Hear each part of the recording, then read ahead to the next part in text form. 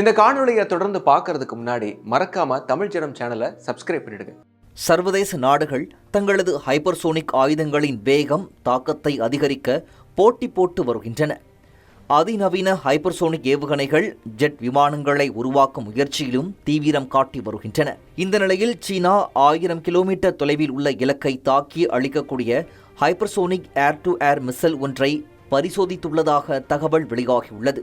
ஒலியின் வேகத்தை காட்டிலும் 5 மடங்கு வேகமாக செல்லும் இந்த ஏவுகணை எதிரி விமானங்களுக்கு ரேடார் சிக்னல் கிடைக்கும் முன்பே தாக்கி அழிக்கும் திறன் கொண்டவை.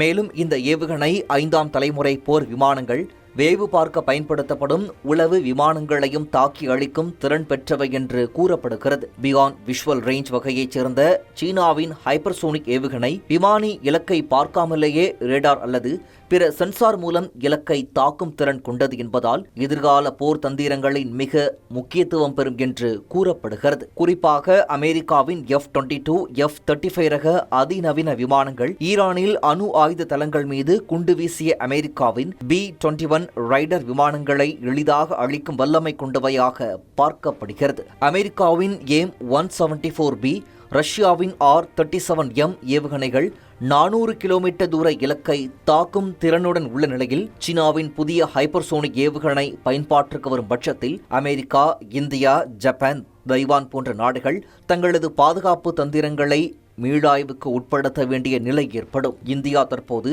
அஸ்த்ரா MK1, MK2, MK3 ஏவுகணைகளை அதிநவீனப்படுத்தி வரும் நிலையில் நவீன போர் யுகத்தில் சீனாவின் ஹைப்பர்சோனிக் ஏவுகணை கடும் சவாலை அளிக்கும் என்று எதிர்பார்க்கப்படுகிறது.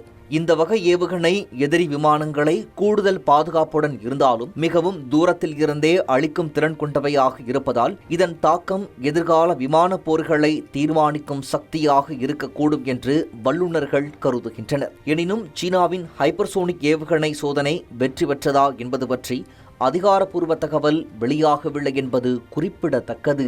தேர்தல் அரசியல்வாதிகளுக்கான களமா அல்லது ஜனங்களின் களமா?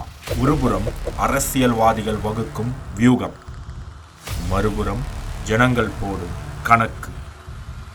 இறுதி வெற்றி யாருக்கு? தெரிந்து கொள்ள களமிறங்கும் தமிழ் ஜனம்.